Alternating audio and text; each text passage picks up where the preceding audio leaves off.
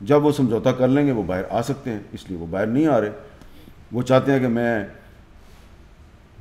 नवाज शरीफ ना बनूं, ठीक है ना। तो आप ठीक है नवाज शरीफ ना बने, लेकिन जिस तरह नवाज शरीफ ने पार्टी को सही तरीके से ऑर्गेनाइज नहीं किया, तो आपको भी मैं इस वक्त तक उसी सफ़ में खड़ा करता हूँ। आपने भी पार्टी को सही तरीके से ऑर्गेनाइज नहीं किया। तो अगर आप चाहते हैं कि मैं ये कहूँ कि नवाज शरीफ और इमरान खान में बहुत फ़र्क है, तो सिर्फ एक बात काफ़ी नहीं है। मीर साहब, आपसे सुना है खान साहब ने जेल में मिलने की ख्वाहिश ज़ाहिर की और ऐसे पैगामात आए आप तक कि उस लिस्ट में आपका नाम डलवाया गया कि आप अडियाला जेल में खान साहब को मिलने जाएं, लेकिन वो मुलाकात क्यों नहीं हो सकी? देखिए, जब मैंने इस्लामाबाद हाई कोर्ट में पिटीशन दायर की थी ना कि अरशद शरीफ शहीद के कत्ल की इंक्वायरी के लिए एक अदालती कमीशन बनाया जाए, तो उसकी 2-3 जब हेयरिंग्स हो गई तो मुझे मैसेजेस मिलने शुरू हुए खान साहब के कि मुझे इस बारे में काफ़ी पता है, तो तुम किसी तरीके से मुझे आके मिलो, मैं आपको कुछ बताना चाहता हूँ। तो मैंने कोशिश की, लेकिन कोशिश कामयाब नहीं हुई।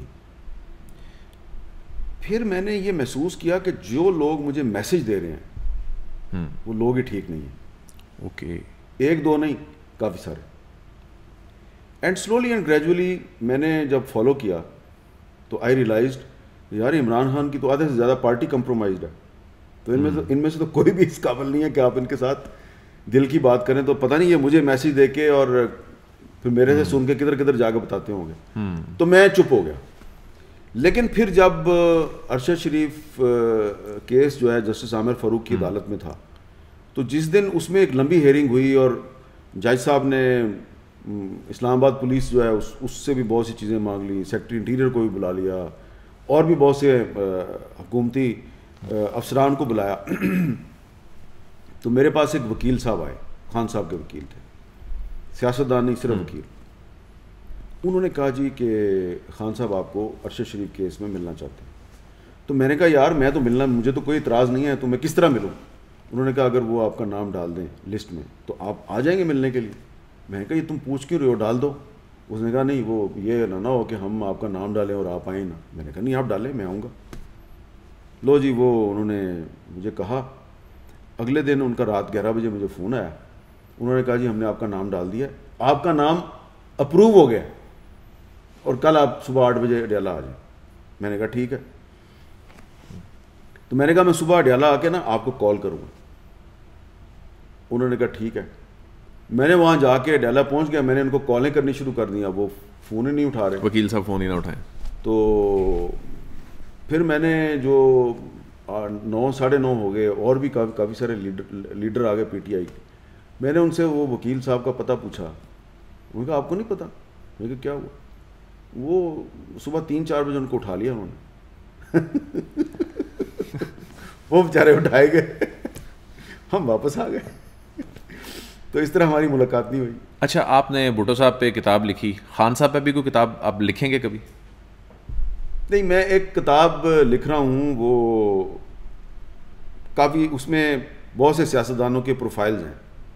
तो अभी तक खान साहब पे कोई पर्टिकुलर किताब तो लिखने का इरादा नहीं है, लेकिन एक किताब है जिसमें बहुत से जो सियासतदान हैं जिनके साथ मेरी इंटरेक्शन रही, तो वो उसमें खान साहब के बारे में भी एक चैप्टर होगा। ये बताइए कि खान साहब, आपसे ये कई दफ़ा वैसे सवाल हुआ है, लेकिन अब क्या स्टेटस है? कभी लोग कहते हैं बैकडोर राब्ते हो रहे हैं, कभी कहते हैं नहीं हो रहे। एक दिन एक खबर आती है, दूसरे दिन कोई खबर आती है। असल में राब्ता कभी हुआ है, आप समझते हैं, खान साहब के साथ जब से वो अडियाला जेल में है?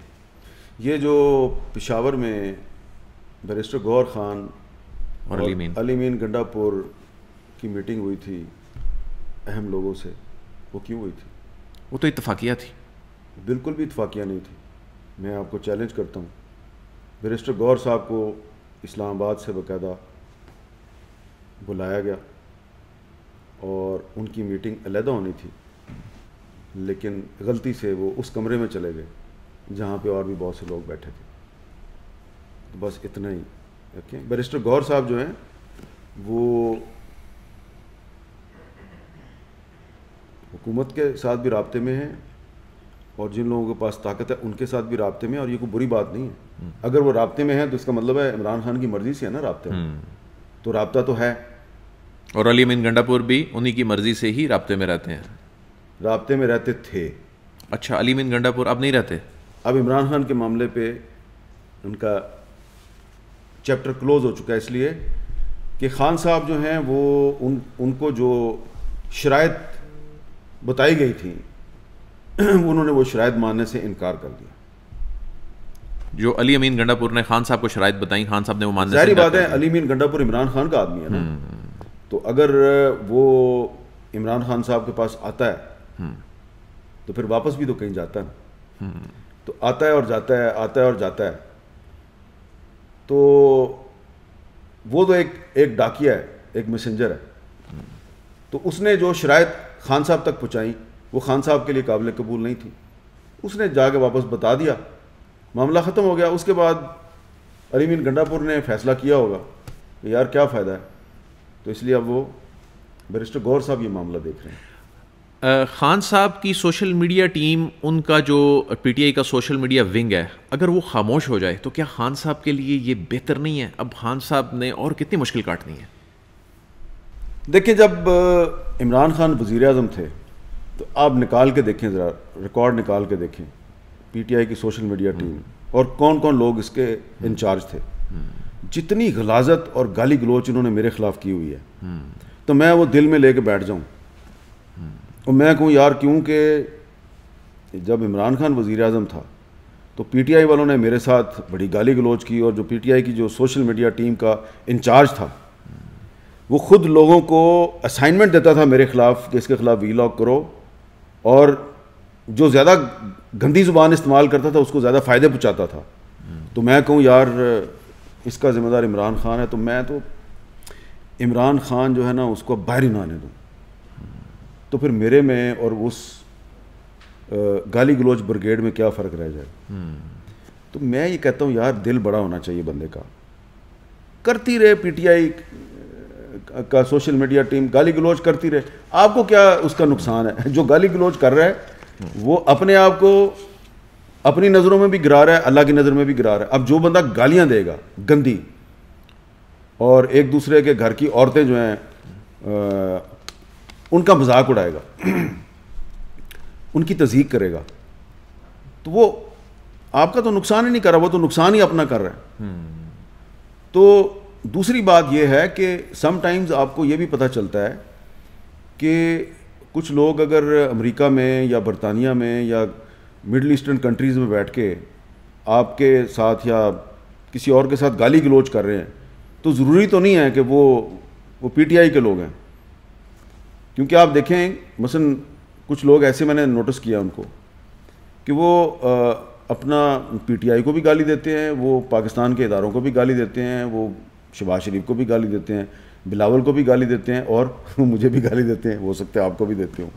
उनका तो एजेंडा ही है। कुछ लोग इंतहाई गलीज़ गुफ्तगू करते हैं, ठीक है, पहले वो करते थे पीटीआई के ख़िलाफ़, अब उन्होंने नून लीग के ख़िलाफ़ शुरू कर दिया। तो आप कैसे कहेंगे कि यार जनाब ये सारे पीटीआई के लोग हैं? लेकिन फ़र्ज़ करें अगर पीटीआई वाले कर भी रहे हैं तो पीटीआई, आपको नहीं पता कि PTI is not a political party. ये उस तरह की पार्टी नहीं है जिसमें जमात इस्लामी जैसा डिसिप्लिन हो या जिसमें कि JUIF जैसा डिसिप्लिन हो, ठीक है ना। तो ये तो पार्टी जो है वो एक फ़ैन क्लब है इमरान खान का, उसमें खान साहब कभी किसी को चेयरमैन बना देते हैं, कभी किसी को। तो इसमें तो डिसिप्लिन है ही नहीं इस पार्टी में। ये इस पार्टी के जो सिटिंग MNAs हैं वो इस पार्टी की बात नहीं मानते, नोटिस जारी हो जाते हैं। और यही सूरत हाल दूसरी पार्टियों में भी है, नून लीग में भी यही सूरत हाल है। वो मरियम बीबी जो हैं उनकी सोशल मीडिया टीम की एक डायरेक्शन है, शहबाज शरीफ साहब की सोशल मीडिया टीम की दूसरी डायरेक्शन है। तो आप कहें जी कि ये कोई एक सेंट्रलाइज सिस्टम होना चाहिए, तो आप पहले अपनी पार्टियों में डेमोक्रेसी लेके आएँ, पहले पाकिस्तान में आइन और कानून की बालादस्ती कायम, पहले ख़ुद आप अपने आप को आइन का पाबंद करें, फिर दूसरों से एक्सपेक्ट करें कि वो भी आइन और कानून के अंदर रहें। Last question sir, Imran Khan कब बाहर रहते दिखाई दे रहे हैं? पाकिस्तान तहरीक इंसाफ का मुस्तकबिल क्या है? आप सारे सवाल इमरान खान के बारे में किए जा रहे हैं। बस ये आखिरी सवाल इसलिए मैंने साथ देखें, इमरान खान साहब को चाहिए कि इस वक्त मुश्किल वक्त में है, वो अपनी पार्टी को डेमोक्रेटिक बेसिस पे ऑर्गेनाइज करें। ये कोई मुश्किल काम नहीं है, ये बड़ा आसान काम है। वो जब गिरफ्तार नहीं थे तो उन्होंने 2 दफ़ा कोशिश की कि पार्टी में इलेक्शन करवाएं, दोनों दफ़ा इलेक्शन नाकाम हो गए। और दोनों दफ़ा इलेक्शन में जिन लोगों का इमरान खान ने साथ दिया, इमरान खान ने जिन लोगों का साथ दिया, वो लोग आज इमरान खान के साथ नहीं है। नाम लेने की ज़रूरत नहीं है। अमीर अमीर लोग थे, बड़े बड़े सरमायादार, उनको कहा जाता था ये ATM मशीन है इमरान खान की। बिल्कुल ऐसे ही, ठीक है ना। तो उन्होंने इलेक्शन को मैनिपुलेट किया। जो पुराने वर्कर थे उनको इलेक्शन हरवा दिया। वो वर्कर उस वक्त भी मार खा रहे थे, आज भी खा रहे हैं, और वही वर्कर आज भी मार खा रहे हैं। तो इसलिए इमरान खान साहब को सबक सीखना चाहिए अपनी गलतियों से। पार्टी को पार्टी बनाएं। ये फ़ैन क्लब के तौर पे अगर आप चलाएंगे तो इस तरह पार्टी नहीं चले। ये नहीं होना चाहिए कि कोई इमरान खान का ऑफिस बेरर जो है, यानी कि इमरान खान ने जिस बंदे को पार्टी का सेक्रेटरी जनरल लगाया है, तो उसको इमरान खान की फैमिली का कोई बंदा उसकी बेइज्जती कर दे। इस तरह पार्टी चलती है, इस तरह पार्टी नहीं चलती। हाँ, ये बात बिल्कुल सही है कि इमरान खान साहब ने कुछ असूलों पे अभी तक समझौता नहीं किया। मैंने कई दफ़ा कहा कि वो चाहते तो बाहर आ सकते थे, अभी तक वो बाहर नहीं आए। जब वो समझौता कर लेंगे वो बाहर आ सकते हैं, इसलिए वो बाहर नहीं आ रहे। वो चाहते हैं कि मैं नवाज शरीफ ना बनूं। ठीक है ना। तो आप ठीक है नवाज शरीफ ना बने, लेकिन जिस तरह नवाज शरीफ ने पार्टी को सही तरीके से ऑर्गेनाइज नहीं किया, तो आपको भी मैं इस वक्त तक उसी सफ़ में खड़ा करता हूँ। आपने भी पार्टी को सही तरीके से ऑर्गेनाइज नहीं किया। तो अगर आप चाहते हैं कि मैं ये कहूँ कि नवाज शरीफ और इमरान खान में बहुत फ़र्क है, तो सिर्फ एक बात काफ़ी नहीं है कि नवाज शरीफ ने समझौता किया और इमरान खान ने समझौता नहीं किया। एक बात नहीं होनी चाहिए, दूसरी भी होनी चाहिए कि नवाज शरीफ ने पार्टी को डेमोक्रेटिक बुनियादों पे ऑर्गेनाइज नहीं किया, लेकिन इमरान खान ने जेल में बैठ के भी पार्टी को डेमोक्रेटिक बुनियादों पे ऑर्गेनाइज कर लिया है। एक इमरान खान अपनी पार्टी को डेमोक्रेटिक बुनियादों पे ऑर्गेनाइज कर ले, बाकी पार्टियां मजबूर हो जाएंगी। और जब तमाम पार्टियां डेमोक्रेटिक बुनियादों पे ऑर्गेनाइज हो जाएगी, उनमें जेन्युइन इलेक्शन होगा, पार्टी के अंदर जेन्युइन इलेक्शन होगा, तो पाकिस्तान में जमहूरियत मजबूत हो जाएगी। इस वक्त जितनी भी पार्टियां ना, बड़ी बड़ी पार्टियां, इनमें जो जमहूरियत है ये फ्रॉड है। बहुत बहुत शुक्रिया अमीर साहब, आपने हमें वक्त दिया। नाजरीन, बहुत ही दिलचस्प गुफ्तगू थी, अभी मज़ीद सुनने का दिल कर रहा था। ज़ाहिर है अमीर साहब की मसरूफियत भी है, जिसकी वजह से हमें ये प्रोग्राम अभी इख्तिताम की जानिब लेके जाना है। अदील वड़ाइच को दुनिया पॉडकास्ट से इजाज़त दीजिए, आपसे फिर मुलाकात होगी। अल्लाह हाफ़िज़।